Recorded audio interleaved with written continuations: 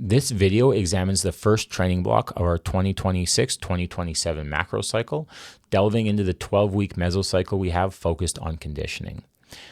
As always, our training blocks, let me get my face out of the way, start with a benchmark kind of designed to highlight the focus of the cycle. So this cycle is geared towards diving into some things I noticed during the open, and also building the base of that CrossFit pyramid, which is conditioning. So we have a new benchmark I wrote called Metal. It's going to be 5 rounds of 50 feet of shuttle runs, 20 wall balls, 50 feet of shuttle runs, 20 lateral burpees. As always with our benchmark workouts, there's going to be 3 versions, and you should pick the hardest version you can do safely. For most of you, and you're not going to want to hear this, it's probably tackling at RX. And so this is a great workout because it's going to allow us to see how comfortable we are being mildly uncomfortable with some movements that I watch people struggle just a little bit with in the open, specifically the wall ball and the burpee. And so what we're going to do is test it on April 6th, and then we're going to retest it right here on June 22nd. A couple other benchmarks we have for this cycle are going to be focused on shorter duration and longer duration. So our shorter duration kind of conditioning benchmark is going to test our ability to sustain near maximal power output with a classic from our old school testing weeks, Danger Zone 3.0. That workout is 5 rounds, 5 hang power clean at a heavy weight, and 10 lateral bar burpee. Great workout to see how long you can hold on and really kind of ride the red line. And just for fun, there's a hang power clean at the end. Then the other one we have goes longer. We have a classic benchmark now, the 333. This is a neat one because it was done at the CrossFit Games a handful of years ago now, but I guarantee there's a couple of you that will be able to beat a couple CrossFit Games athletes at it. It's very much focused towards one domain, which is just long aerobic capacity. I encourage you to look it up if you don't know what it is. So as always, we have those benchmark days, and then the meat and potatoes is going to be our training days. So training days are where you should come up with the best version of the workout for you to meet the stimulus. And this is where our coaches or you will take some ownership of your training, and we'll be like, hey, we want you to finish this workout in 8 to 12 minutes. We need you to scale this like this and this like this. And your goal is to finish in that 8 to 12 minute period or whatever the stimulus is. So coaches will help you, and there's some notes in SugarWOD for that.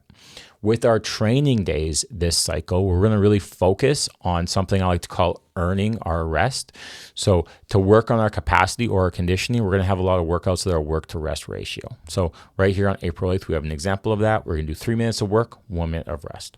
The goal with these workouts is going to be move consistently for that 3 minutes, knowing that we need a water break, a chalk break, whatever we need after 3 minutes, and get that minute in to kind of recover. That's going to allow us to be it's going to allow us to build our mental capacity because we won't take as many breaks if we know we have a big break coming up.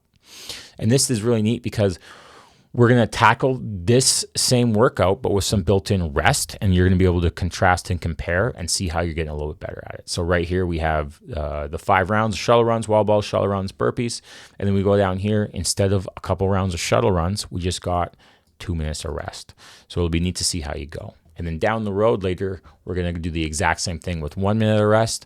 And then one time we'll do it with 30 seconds of rest between the wall ball and 30 seconds of rest after the burpees. So we'll really tackle it in some different ways just so you guys can practice getting used to being uncomfortable with that before we retest it down the road. Other highlights of our training days are going to be some traditional sort of heavy days to try and maintain as much strength as possible while we work on some longer duration conditioning focused workouts. So what I mean by that is we'll have a day where we just do back squats, and our goal is 5 heavy sets of 3 back squats or a front squat through at max, then 2 more sets of 3. So just days dedicated specifically to that dedicated specifically to building strength while we have some longer duration workouts. And then finally, with our training days, we'll have a couple days where we'll do some accessory days. So these are going to be some short workouts where your goal is to really push hard, maybe no rest during them, and then we'll cash out to cool down with some accessory.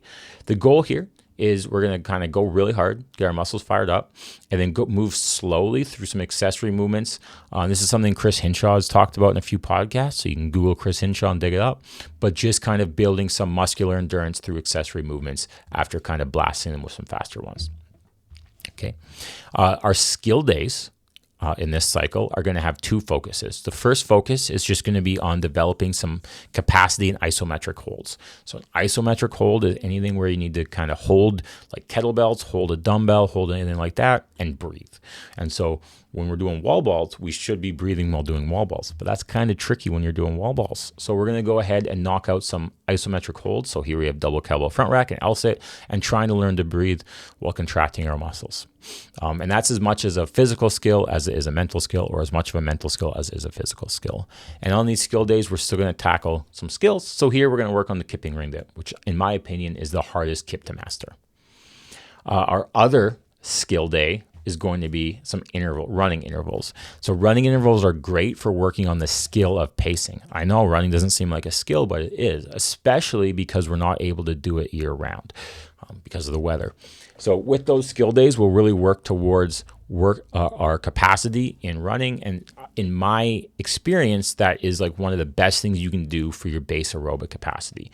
So here we're going to do a classic workout we've done before, where we just do every 6 minutes times 5, 800-meter run. We're going to repeat this one down the road right here as well. And then in between every other day, we're going to knock out some intervals based on kind of how our 800-meter run went. So I think you guys can see those good.